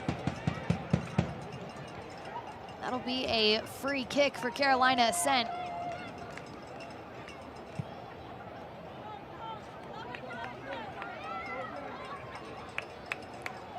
Elevate your game day. Carolina Ascent FC offers a variety of pregame, halftime, and postgame experiences to take your group outing to the next level. From marching onto the pitch with the pros to a postgame photo on the pitch, we can customize an unforgettable game day experience for you and your group. Visit carolinaascent.com/groups to lock in an unforgettable match day experience. And hey, they might just throw in a bucket hat for you.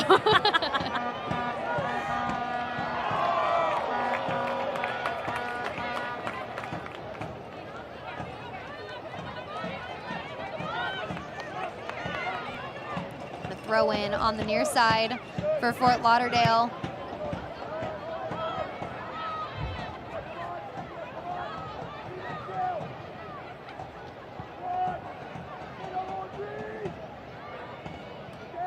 Allie Rogers told Anna Whitty at the half, they know the spaces are there, they know there are opportunities, but it's just been those final passes to get in behind. The quality has not been there, as we've seen this entire match.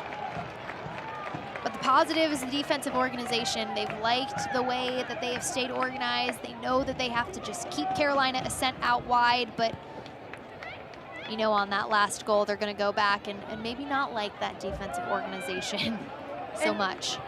And it happens, right? And the point of watching film, I was actually on a coach's call with a college coach today for a game this weekend, and she brought up such a good point that when we're pointing out these things from a film perspective. So they're going to go back, they're going to watch this game, and it's far from over, don't get me wrong. This scoreline could very much not stand by the end of this. But they're going to go back, they're going to pick out some moments from film. And there are always individual things that can be better. As a whole, Bridget, you mentioned it, the defensive organization as a unit has been very good. But even when this team goes into film and they pick out that specific individual moment from Adrian Jordan, they're not coming at it from a shameful perspective, right? You were the reason this goal was scored. It's your fault. Ultimately, they're going to come at it from a place of, hey, we're in your corner. We're trying to avoid this happening again. And I think I bring that up because I think right now, with where this league is at, where these teams are, we're in a growing phase. And as a player, it is so important to have a learning mentality because everyone is learning alongside of you and everyone is only trying to get better. And those film moments, those sometimes hard truths on film, that's when you have to, as a player, challenge yourself. How can I open up myself to learn and be better when this happens in the next scenario? Yeah, that willingness to learn has been a consistent message when we've highlighted players.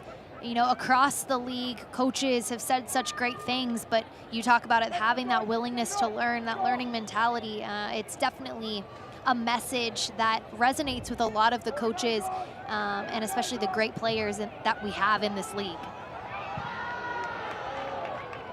And two, you and I have both played, right? Anna's played as well. I think we all three can agree that rarely ever is a goal a single player's fault. There were several moments before that led to that goal-scoring opportunity. And so, to your point, as a whole, I really think Fort Lauderdale's defensive organization has been quite good today. But ultimately, their inability to keep the ball has led to all kinds of problems. And there's only so much that a defense can take before they break.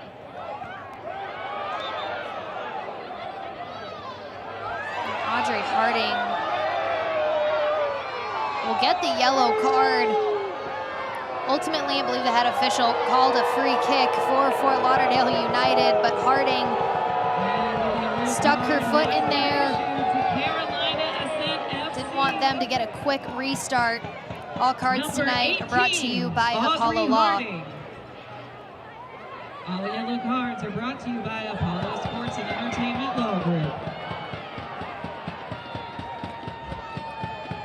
That'll be a restart going the way of Carolina Ascent.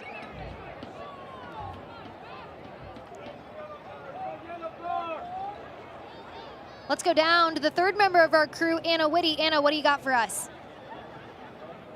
Carolina's Vicky Bruce said her experience playing with 8 different teams overseas has prepared for her everything the Super League might throw at her. Bruce said she's been exposed to it all by playing in different positions with different styles, different systems. It's allowed her to be versatile, but also find her strength and weaknesses. Bruce has been that big key piece on the back line that's allowed Carolina to be this consistent in their first 3 matches. And again, we've said it, you know, in these first couple matches of the year, this consistency, the experience really is so meaningful for these teams as they're looking to build their teams as we get started this year, Marion.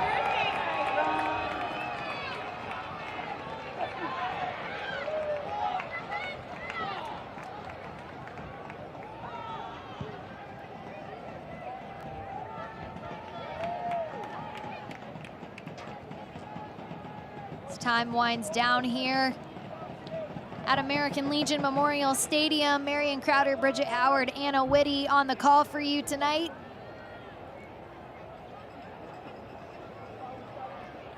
Carolina Ascent put a goal on the board early from Renee Guillon, scored on a corner kick, and then Jill Aguilera with the header on a cross just moments ago. 2-0 Carolina.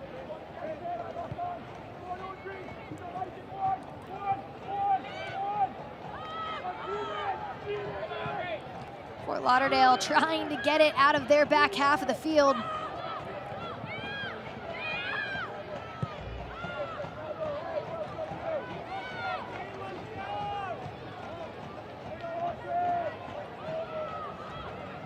Carolina set off that press for a little bit to start the second half, but now you can see it in full force once again. It's Fort Lauderdale United taking this one up on the far side.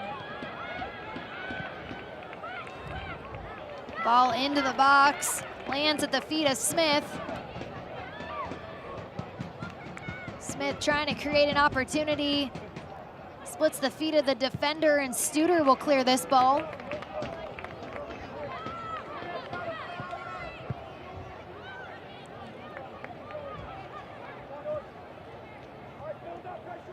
Fort Lauderdale has started the season off with both of their matches on the road. This week, though, they're back on the East Coast.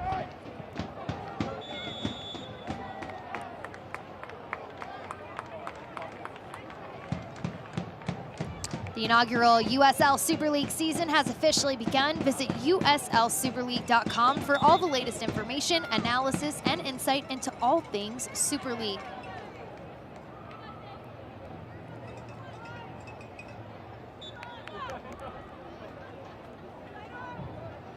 Megan McClellan will take this kick.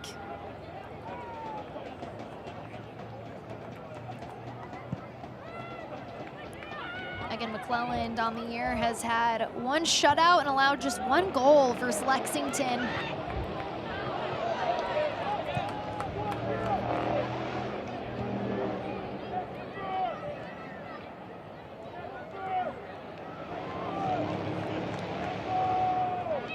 Taylor Porter gets this ball in the midfield. Harding to Corbin. Switches the field to Aguilera. Aguilera gets past her defender, tries to send this ball in, and cleared by Fort Lauderdale United.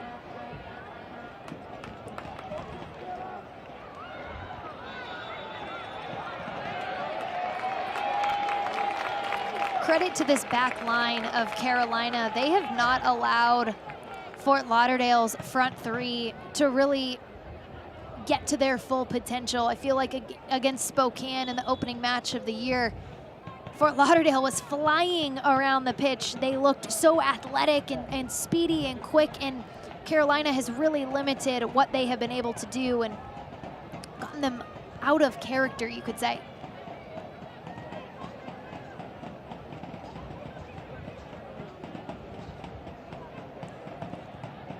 Carolina comes up with this one. We'll send it back into the midfield. Porter. Harding running onto this ball. Comes back with it to Corbin. And it's Daria Raji.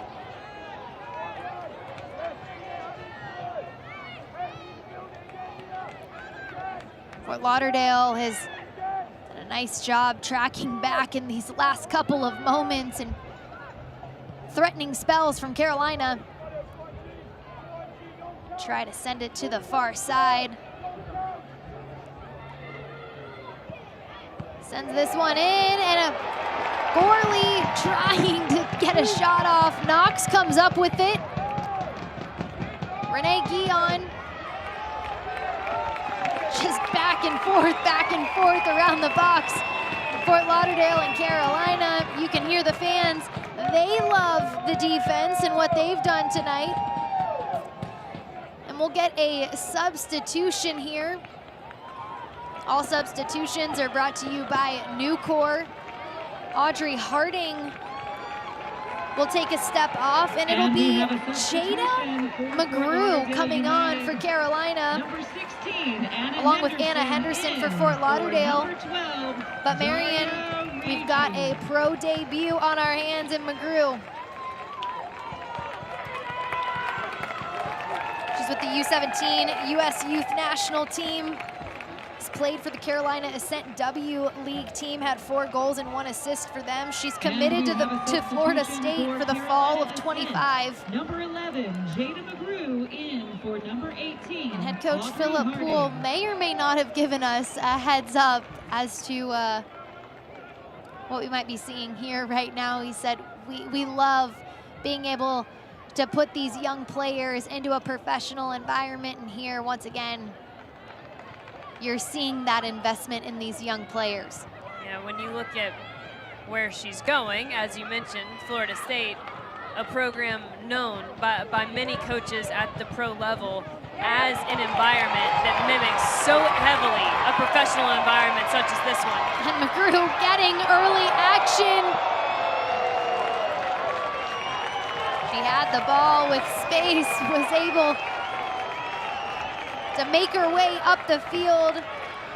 And that'll be a foul on Adrian Jordan, the Colorado Springs native. And I can see right away exactly why she's going to Florida State. Fits the profile extremely well. A player who is two-way ultimately, does the defensive work, and then has a bravery just to run at players, get the ball forward, get herself into an advantageous area.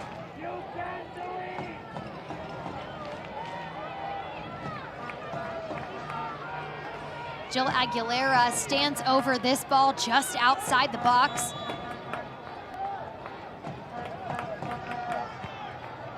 Opts for the short pass, and this will be another goal for Carolina Ascent.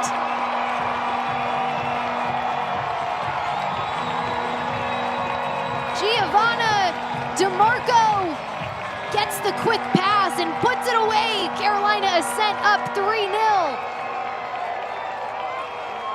And the head official, Sean Tahini, making sure DeMarco onside.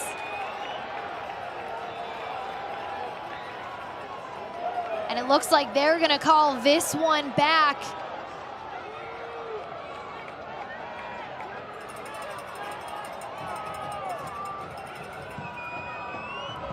And they're gonna call that goal back. It's so hard on those free kicks, right, Marion? You have to time your run so perfectly. Jada McGrew showing off her skill. Beats one, not two defenders. Finds DeMarco again. Baisden.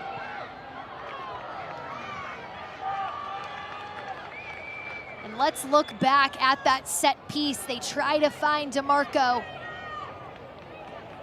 And it's just a kneecap. I mean, it's barely, but from that angle, it definitely looks like it. Just left a bit early. Ultimately, it was a really nice set piece right from the training ground.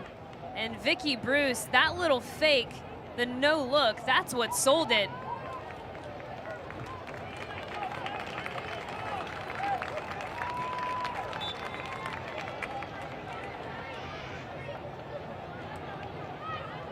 I tell you what, Philip Poole is probably going to be a little disappointed because now people have seen it. It's going to be hard to go back to that one. Exactly, and this ball punched out. McGrew's there.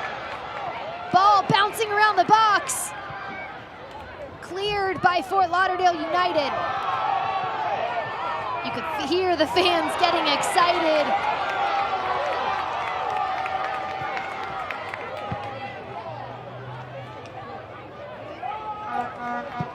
Corbin puts this one across the field.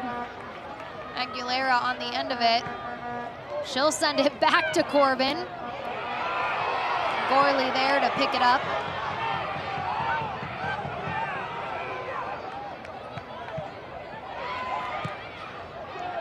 Carolina Ascent FC is a club built by the Carolinas for the Carolinas, with a vision to climb, to soar, to trek upward and reach new heights for the Carolinas, both on and off the pitch.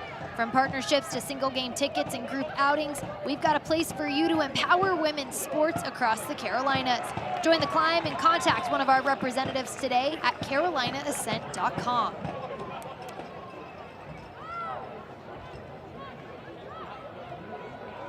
As we look to the final moments here, Marion, what are the biggest takeaways for Fort Lauderdale after this one? I love that question. What did we learn today? And for Fort Lauderdale, I think that we learned it obviously wasn't their best showing. We've seen them in much better capacities, especially on the ball. Great ball through to Jada McGrew.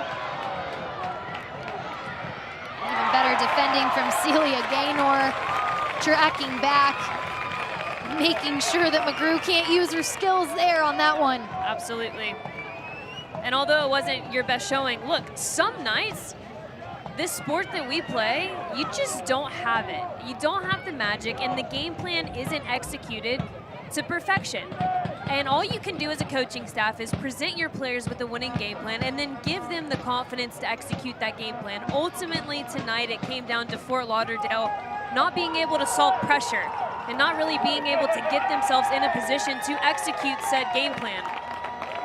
But I think on the flip side, Bridget, what we've learned tonight about Carolina is A, they're a very, very fit team.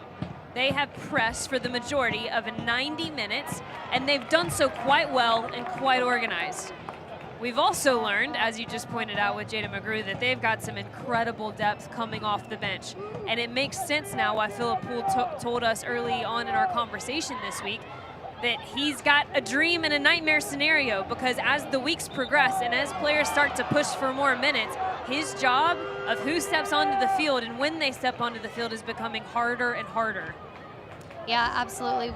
We heard that from a number of coaches leading up to week 4 of the USL Super League. It's a blessing and a curse. Ball across the box, and it's a goal for Fort Lauderdale United. Jasmine Hamid on the end of that.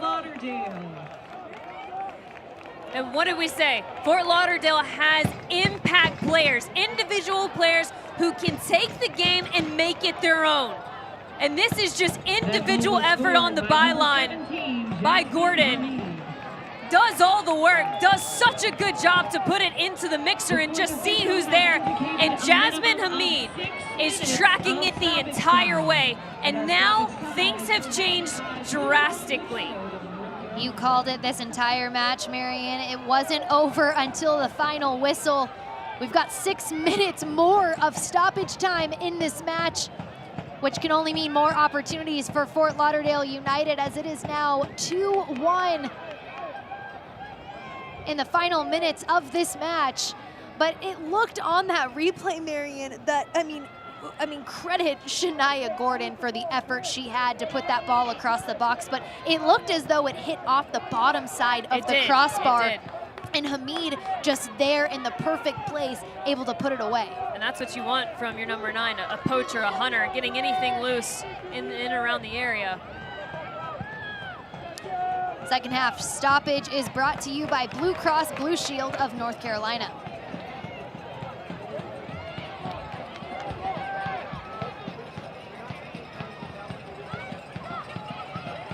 Fort Lauderdale trying to find a through pass.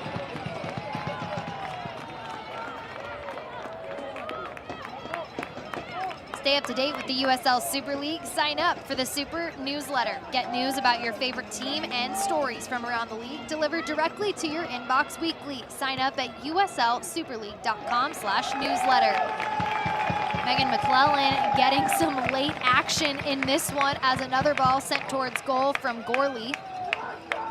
And a couple things that have to happen right now as Fort Lauderdale has just given some life into this match.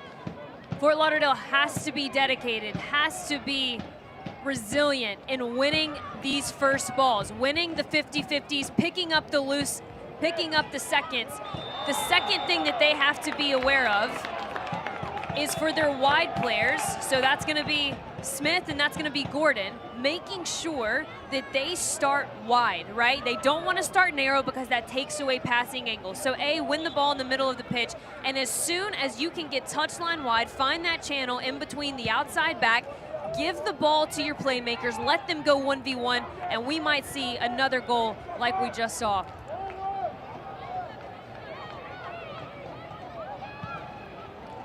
Fort Lauderdale looks to get up the field quickly as this match winds down. If they could get out of American Legion Memorial Stadium with a draw, it would be a massive win on so many levels for this group. After Carolina has dominated most of this match, we're starting to see Fort Lauderdale United come to life. And unfortunate on the far side, it looked like Shania Gordon touched her hand. It'll be a reset for Carolina Ascent.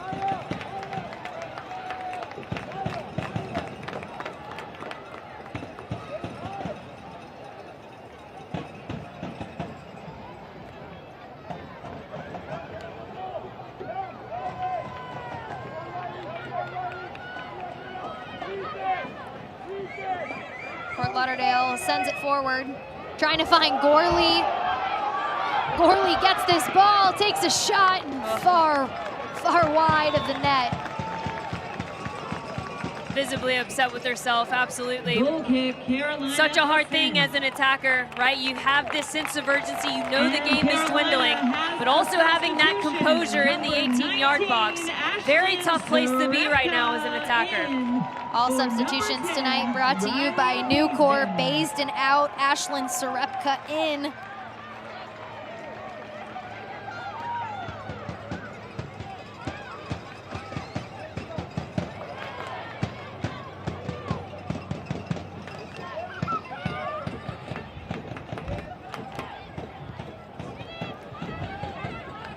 Fort Lauderdale trying to make something happen in these final few moments.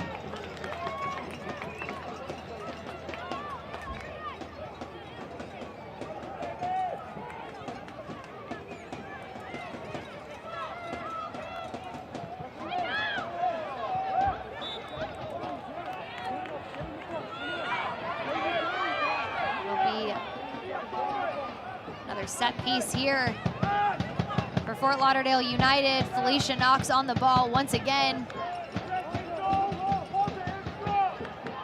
Can they even this one up in the final minutes?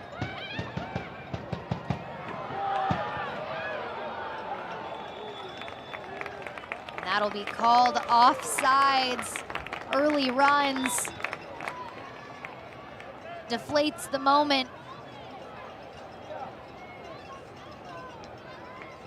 And we have a substitution. Gonzalez stepping onto the pitch for Mia Corbin. 15, Catherine Gonzalez in for number 9, Mia Corbin. And a great performance tonight from Mia Corbin. Marion, she dropped back into that more attacking central midfield position. How do you think that changed the game for Carolina and what they were able to do here tonight? Her in that attacking midfield position, in that deeper role, it really allows her freedom. And Jada McGrew, this ball cleared by Lavinia Vaca, but you can just feel Jada McGrew wanting to get in on the action here tonight. But back to your thoughts, Marion. With Mia Corbin dropping back down as that more attacking central midfielder, it gives her more space to operate. Sometimes when you're having to play as a target forward, as that 9, you feel bound, you know, obviously to the central parts of the field, but also to occupying the center backs. And you also feel bound to this supposed way of playing, right? I've got to play back to goal, I've got to have link-up play. Mia Corbin is a very creative player and a player that's also very good on the dribble. And that'll do it. Carolina Ascent holds on for a 2-1 win over Fort Lauderdale United.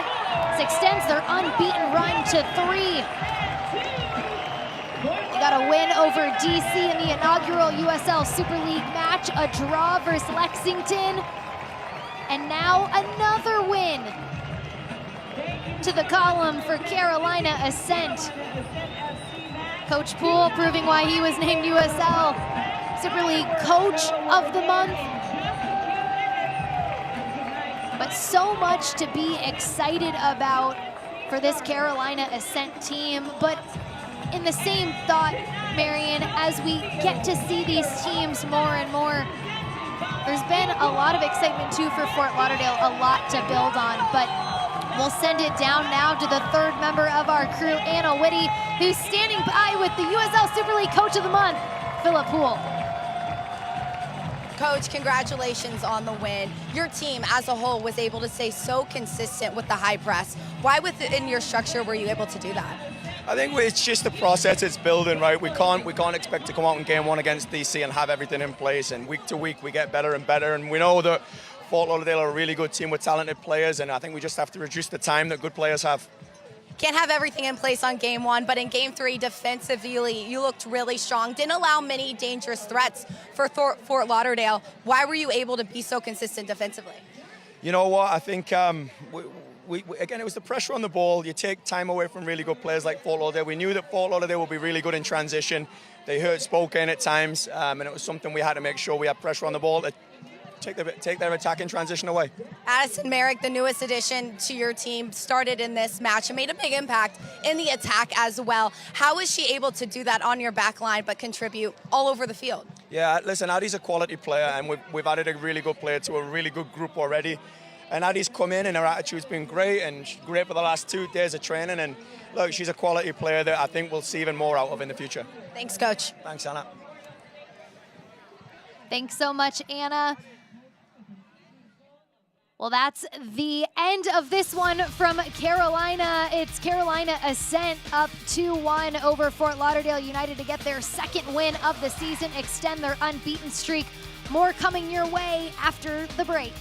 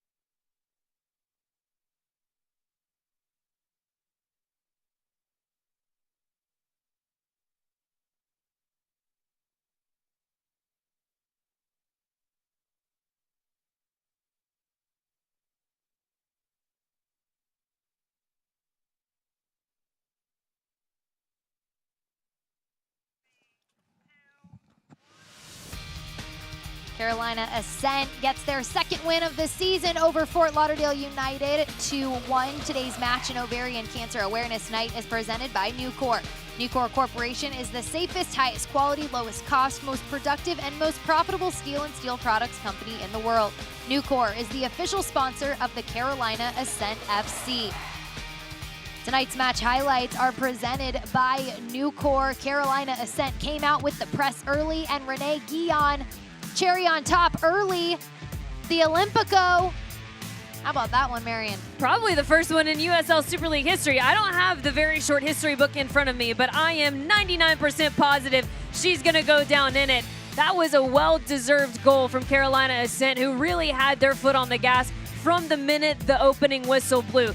They self-corrected extremely well in this match, as this is the play of the match. The ended up being game-winning goal from Jill Aguilera, who has been outstanding since the opening match of this Super League, inaugural Super League season.